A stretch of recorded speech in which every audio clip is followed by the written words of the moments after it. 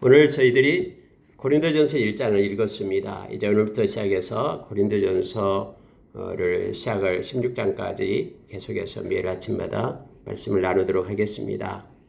여러분, 고린도전서와 또 고린도후서를 보면은 오늘날 교회의 모습과 너무나 동일하다라는 걸 깨닫게 됩니다.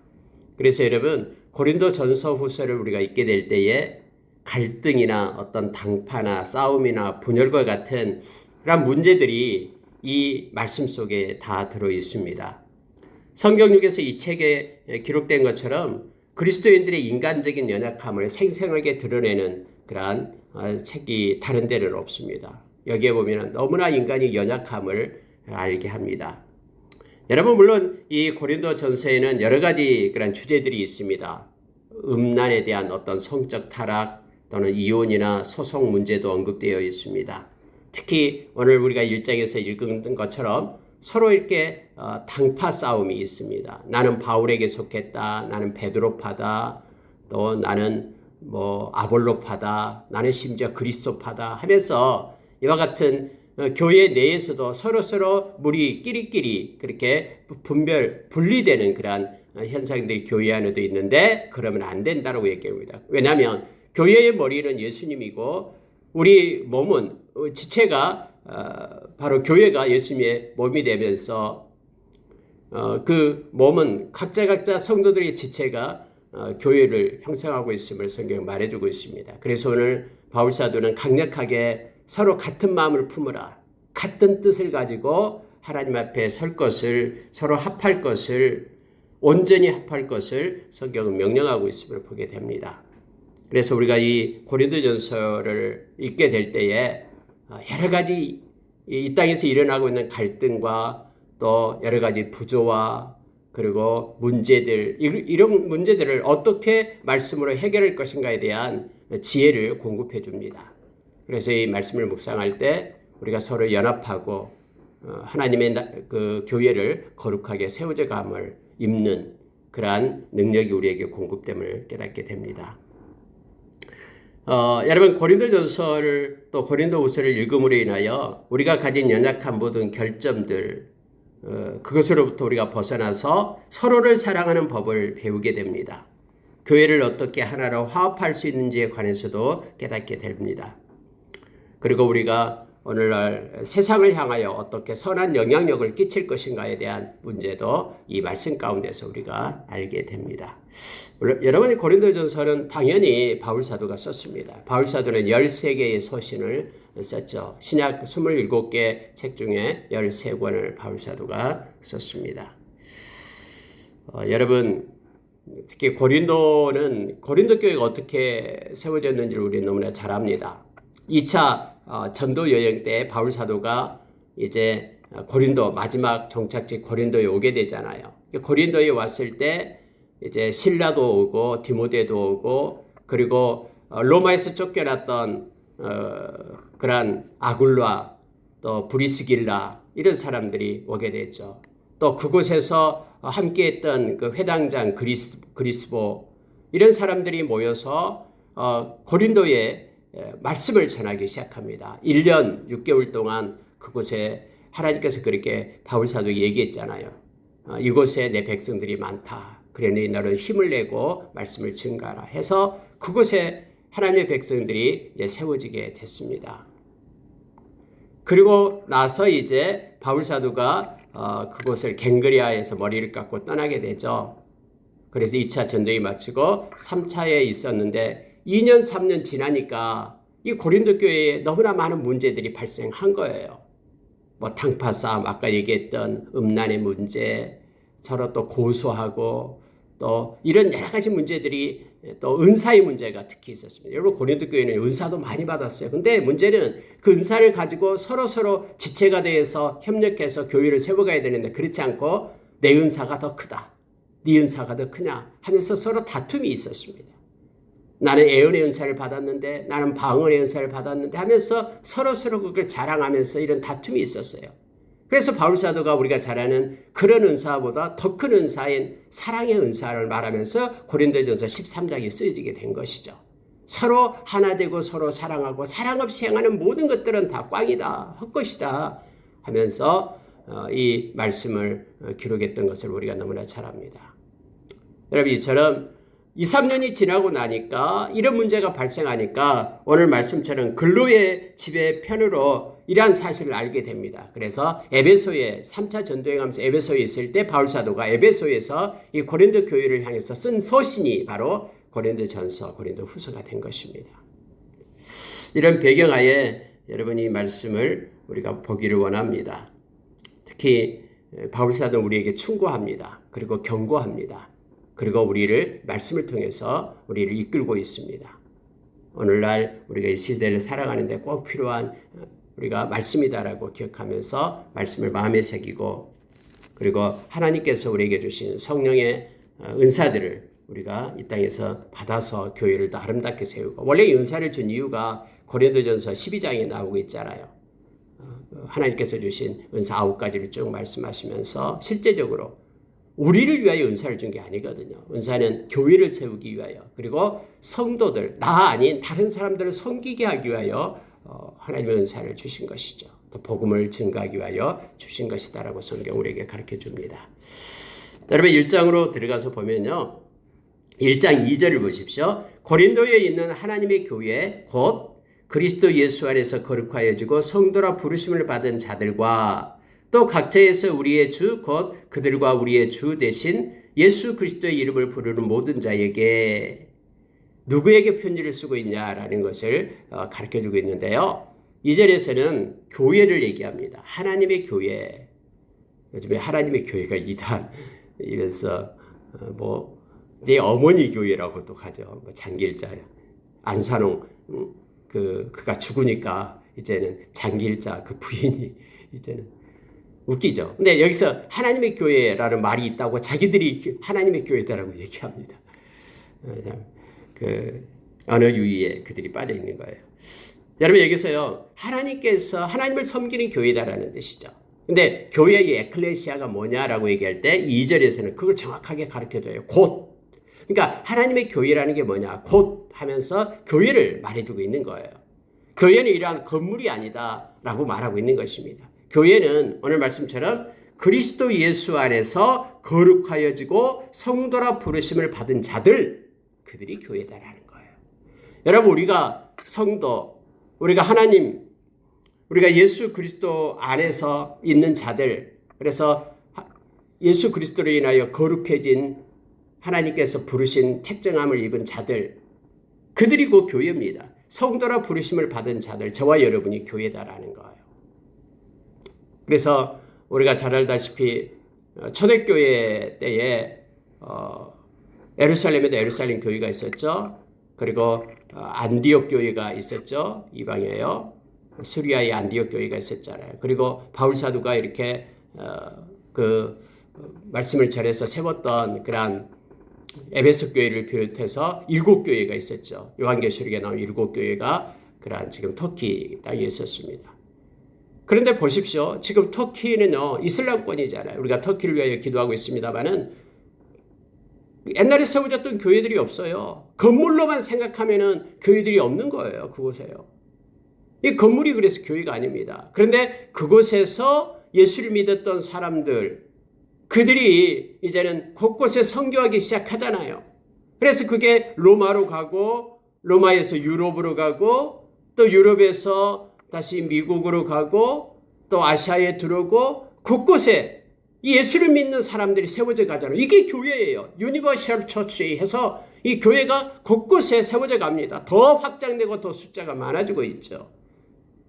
그래서 주님 오실 때까지 이 교회는 점점점 더 세워져 가게 될 겁니다. 에베소서 4장에서 말씀한 것처럼 서로 연결되어 주님으로부터 머리 대신 주님으로부터 힘을 얻고 그렇게 지체들이 연합하여 한 교회, 한 성령으로 세워져 가게 될 겁니다.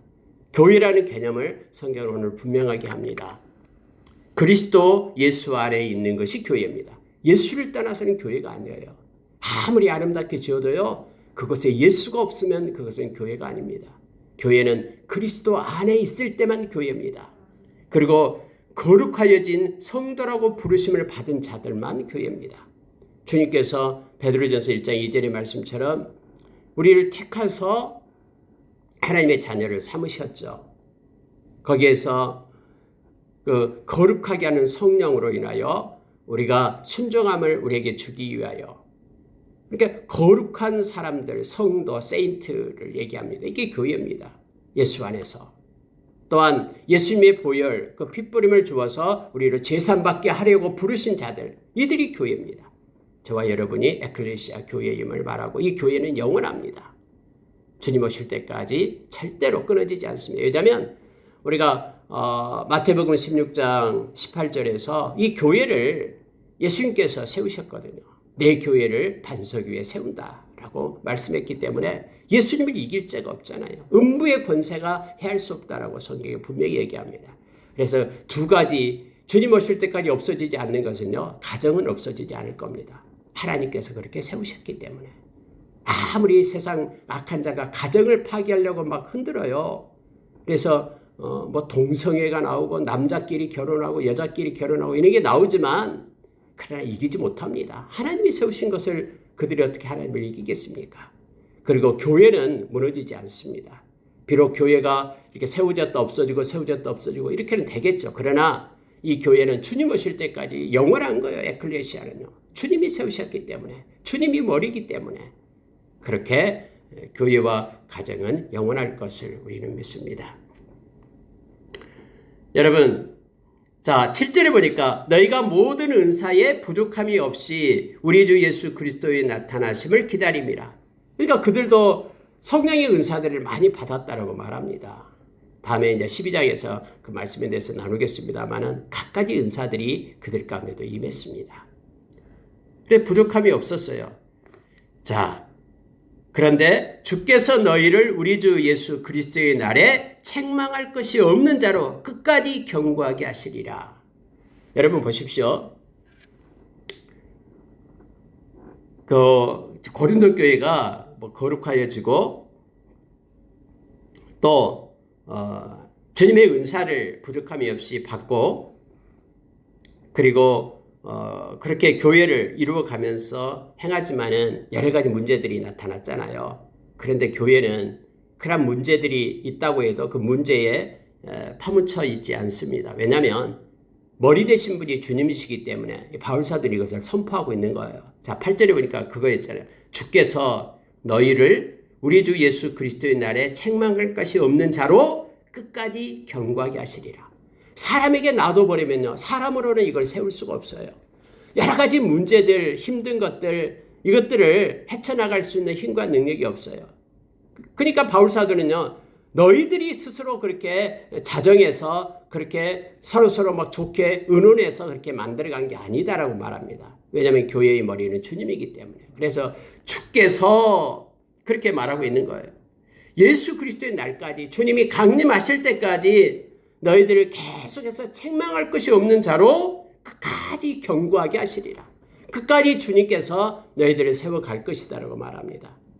우리가 제가 늘 말씀 가운데 말하는 그런 히브리서 12장이 있잖아요. 하나님께서는 당신의 자녀들을 책망한다라고 하죠. 이것이 바로 우리를 세워져 가는 과정이에요. 책망해가지고 우리를 더 거룩하게 하나님의 온전한 사람으로 이렇게 세워져 가는 거예요. 하나님의 의를 위하여 살게끔, 그리고 하나님의 평강을 가지고 기쁨을 누리게끔 하기 위하여, 그 열매를 맺게 하기 위하여 하나님은 우리를 책망하시면서 우리를 세워가신다라고 말해주고 있잖아요. 만약에 이 책망이 없다 그러면은 진짜 하나님의 아들이 아니죠. 사생자라고 성경이 말해주고 있죠. 그런데 오늘 말씀 가운데도 역시 바울사도가 너희들에게 여러 가지 문제점이 있지만은 그럼에도 불구하고 주께서는 당신의 교회를 끝까지 견고하게 세우고 갈 것이다 라고 성경은 말해주고 있습니다. 그래서 너희를 불러 그의 아들 예수 그리스도 우리 주와 더불어 교제하게 하시는 하나님은 미쁘시도다. 바울사도가 믿고 있는 것은 사람의 능력이 아니라 하나님의 능력이다라고 말합니다. 하나님은 미쁘시다. 하나님은 신실하신 하나님께서 너희를 불러서 함께 교제하게 하신 그런 신실하신 하나님을 우리는 믿는다. 너희들에게 복음이 증거되게끔 하신, 그렇게 역사하신 하나님의 그 계획과 그 경륜 속에 너희들을 불러주신 그 하나님의 신실하심을 우리는 믿는다 하면서 바울사도가 예수 그리스도 안에서 이제 말씀으로 그들을 권면하기 시작합니다. 자, 여러분, 가장 먼저 이제 권면하는 것이 바로 그거예요. 자, 11절에서 내 형제들아, 글로에의 집 편으로 너희에 대한 말이 내게 들리니 곧 너희 가운데 분쟁이 있다는 것이다. 여러분, 분쟁이요, 가장 위험한 것입니다. 가정에서도 분쟁이 일어나면 위험합니다. 이렇게 부부 사이에 서로 분쟁이 일어나면 이렇게 위험해요. 또 부모와 자식 간에도 분쟁이 있으면 안 됩니다. 예수님께서는 하나님과 우리 사이에 분쟁이 있었잖아요. 단절됐잖아요. 서로 소통이 없었습니다.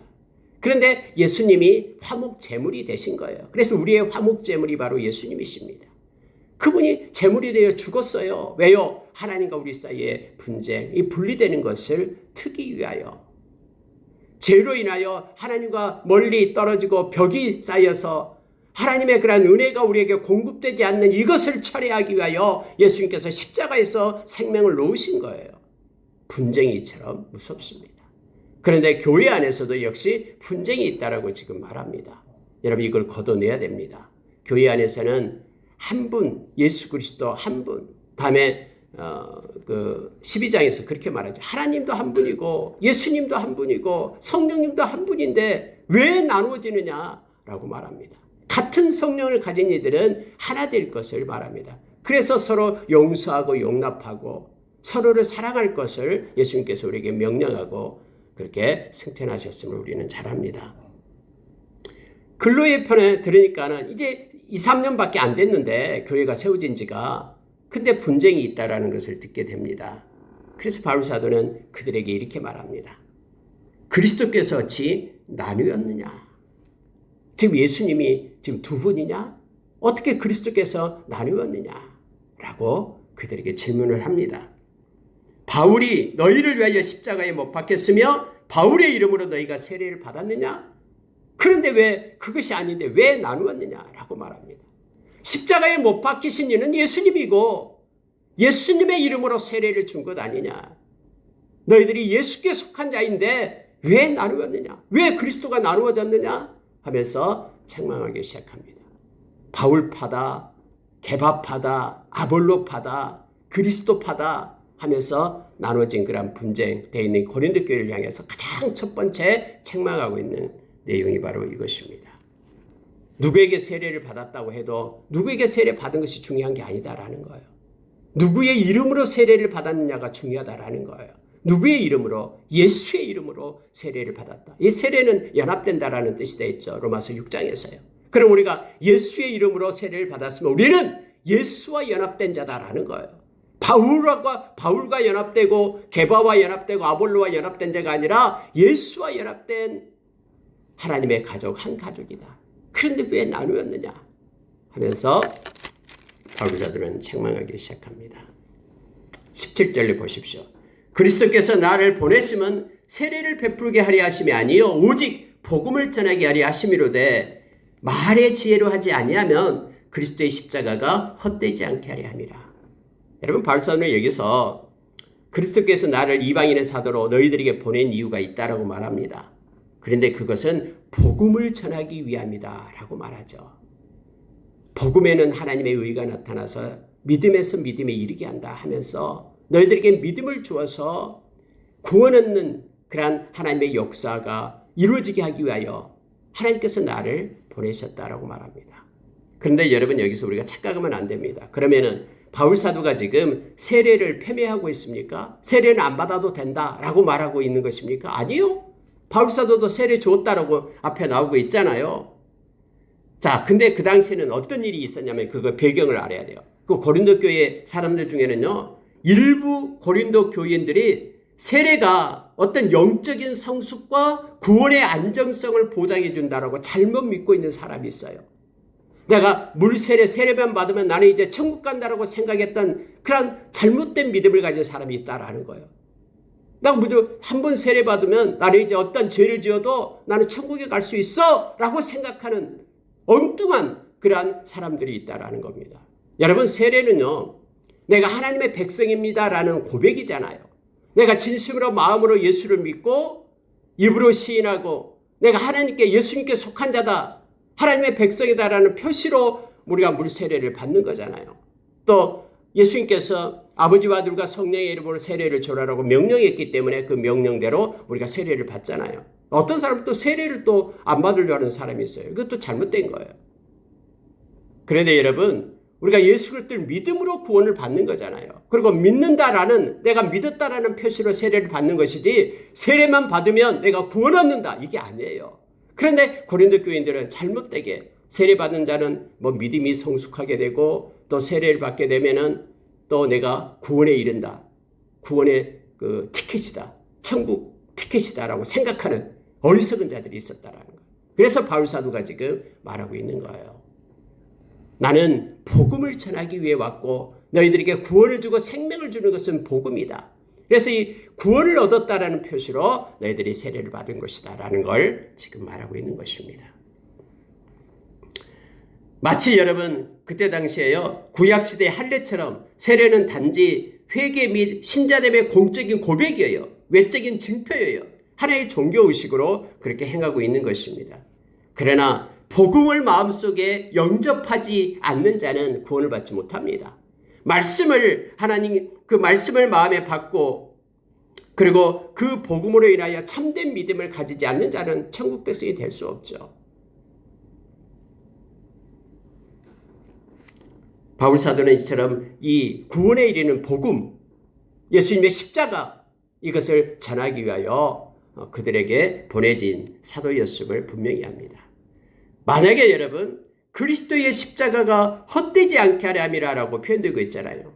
말의 지혜로 하지 않고 사람의 지식과 사람의 어떤 것이 아닌, 사람이 아닌 하나님, 우리 주님의 그 십자가로 인하여 너희들이 복음을 얻게 된 것이다. 복음을 받게 되고 구원을 얻게 된 것이다. 이렇게 성경은 말해주고 있습니다.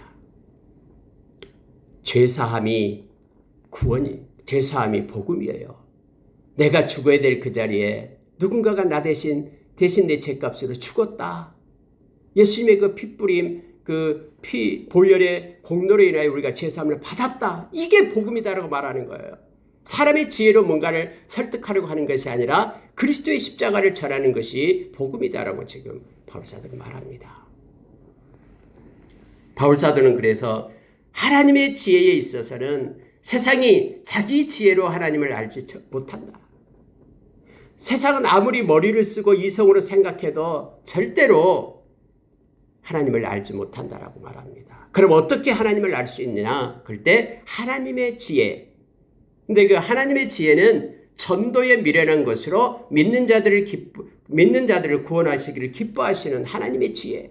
그것으로서 구원을 얻는다라고 말하고 있습니다. 여러분, 사람의 지혜로 하나님을 알 수 없습니다. 하나님의 지혜로 알 수 있습니다. 그래서 우리가 구원을 얻을 때는 언제나요? 성령님께서 개입해 주십니다. 성령님께서 깨달음을 줘야지만이 마음에 예수님을 영접하는 거예요. 성령님께서 예수 그리스도를 믿게 해야지만이 우리가 믿음을 가질 수 있는 것입니다. 사람의 힘과 능력으로 우리가 주님을 믿을 수 없어요. 그래서 우리가 예수님을 믿게 하는 것이 바로 하나님의 은혜입니다. 우리가 지금 예수님을 믿고 있는 것은요, 또 십자가가 나를 위한 사건이라고 믿는 것은 성령님께서 우리의 마음 가운데 그렇게 가르쳐주고 성령님이 깨닫게 하기 때문에 그래요. 아니, 성령님이 아니고서는 2000년 전에 죽으신 예수님이 나와 무슨 상관이 있냐라고 논리적으로 말할 것입니다. 그러나 성령님은 알게 하십니다. 예수님이 나의 죄값을 지불하고 내가 이제는 구원받은 하나님의 백성이 되었다라는 사실을 성령님이 가르쳐줘요. 그래서 성령님의 개입 없이는 아무리 성경을 몇 번, 수십 번, 100번, 1000번을 읽어도 내가 하나님의 자녀이고 내가 예수님을 믿어야 되겠다라는, 예수님을 영접하는 사건이 일어나지 않습니다. 하나님의 지혜로 우리가 구원을 얻게 되고 하나님을 알게 된다고 말합니다. 그래서 전도의 미래란 것으로 믿는 자들을 구원하시기를 기뻐하시는 하나님의 지혜를 말하고 있습니다. 여러분, 우리는 어떻게 생각하면, 아니 왜 저 이슬람권에 힘든데 거기에 나가서 선교사들이 복음을 전할까? 저 북한 땅에 들어가서 왜 복음을 전할까? 사람이 갈 필요 뭐 있어? 하나님의 능력이 있으니까 하나님이 꿈속에 짠 나타나가지고 너 나 믿지 않으면 죽는다? 아니면은 그냥 대낮에 어떤 도시에 이슬람 그 나라의 한 도시 위에 예수님이 쫙 나타나가지고 형상에 나타나가지고는 내가 바로 하나님이다. 이렇게 하면 막 많은 사람들이 믿지 않을까 이렇게 속으로 생각하잖아요. 근데 이거 하나님의 방법이 아니에요. 하나님께서 행하시는 구원 얻는 방법, 하나님을 알게 하는 하나님의 지혜가 오늘 말합니다. 전도를 통해서 한다라고 지금 가르쳐주고 있는 거예요. 하나님의 신실한 종들을 통해서 통로가 되어 생명이 흘러가게 하고 복음이 전해지게 하고 그래서 그들이 믿음을 갖고 주께 돌아오게 하는 그런 역사를 행하고 계심을 알게 합니다. 이게 하나님의 방법이다라고 오늘 1장 21절에서 우리에게 가르쳐 줍니다. 이 하나님의 방법을 따라 많은 선교사들이 지금 파송되어 하나님의 말씀을 전하고 있고 많은 목회자들이 말씀을 전하고 있음을 보게 됩니다. 여러분, 우리는 십자가에 못 박힌 그리스도를 전하니 유대인에게는 꺼리끼는 것이요 이방인에게는 미련한 것이로되 오직 부르심을 받은 자들에게는 유대인이나 헬라인이나 그리스도는 하나님의 능력이요 하나님의 지혜니라. 놀라운 것을 우리에게 가르쳐주고 있는데요. 바울 사도는 다른 걸 전하는 것이 아니라 십자가에 못 박힌 그리스도를 전한다라고 말합니다. 여러분, 이것은 중요한 것입니다. 복음의 그 캐리그마, 복음의 그 핵심이 뭐냐면은 바로 십자가입니다. 십자가에 못 박히신 그 예수를 전하는 것입니다. 만약에 십자가에 못 박힌 예수를 전하지 않는다면 그건 복음이 아니에요. 십자가에 못 박히신 예수, 나를 위하여 십자가에 못 박히신 그 예수가 없다 그러면은 우리의 죄는 그대로 있는 거예요. 그래서 우리는 죄값 때문에 멸망당할 수밖에 없어요.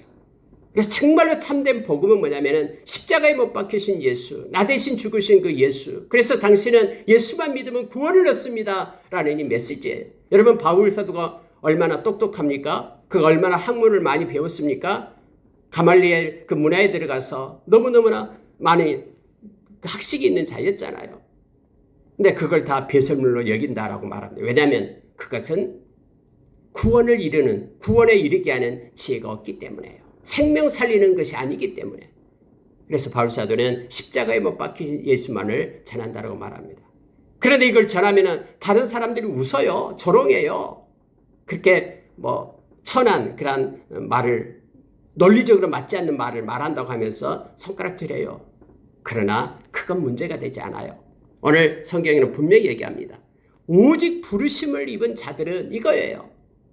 부르심을 입지 않는 자들은 조롱하고 뭐라고 손가락질하고 뭐라고 비난한다 할지라도 그건 아무 문제가 아니에요. 그러나 부르심을 입은 자들에게는 그 십자가에 못 박히신 그 예수가 그들의 생명이 되는 거예요.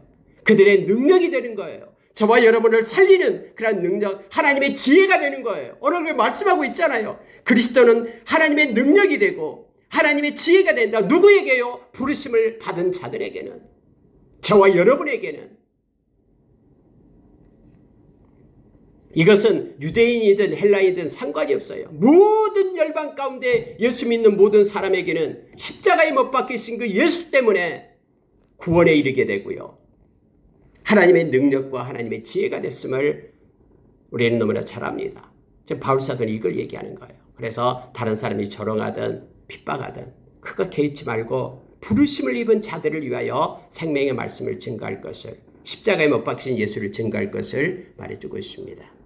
하나님께서 이처럼 세상에 미련한 것들, 약한 것들, 천한 것들, 멸시받는 것들, 없는 것들을 그들을 택하사 있는 것들을 피하려 하신다고 말합니다.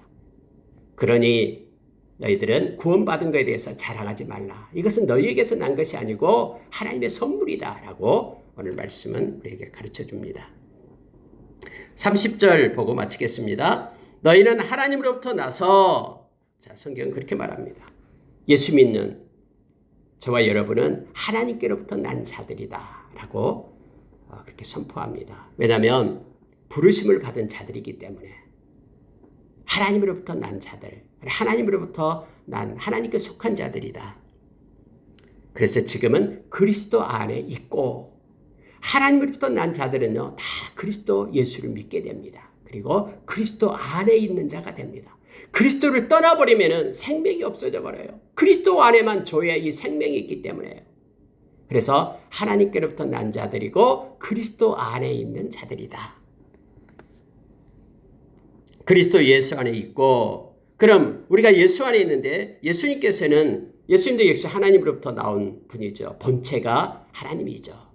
빌립보서 2장 5절의 말씀처럼 예수님도 하나님이십니다. 하나님부터 오신 분입니다. 나와서 우리에게 이제 예수님을 통해서 우리에게 네 가지 것을 얘기합니다.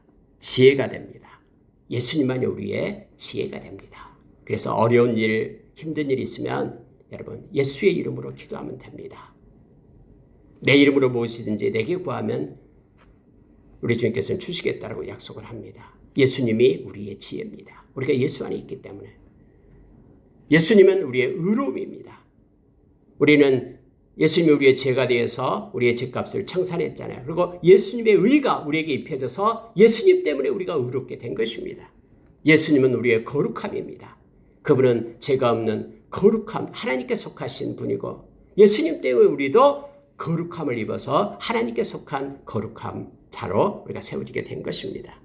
예수님은 우리의 구원함이 되셨다라고 말합니다. 예수님 때문에 우리가 구원받고 영원한 천국을 소유한 백성이 된 것입니다. 네 가지를 지금 말하고 있는 거예요. 예수님은 우리의 지혜며, 예수님은 우리의 의로움이며, 예수님은 우리의 거룩함이며, 예수님은 우리의 구원함 되셨다 라고 말합니다.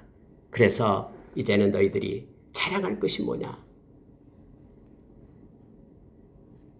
우리에게 지혜가 되시고 의로움 되시고 거룩함 되시고 구원함 되시는 그 주님을 자랑하라 라고 오늘 말씀은 31절에서 가르칩니다. 오늘 하루도 우리 주님을 자랑하며 주님의 지혜로 주님이 공급하는 구원의 기쁨으로 살아가는 저와 여러분 되기를 원합니다.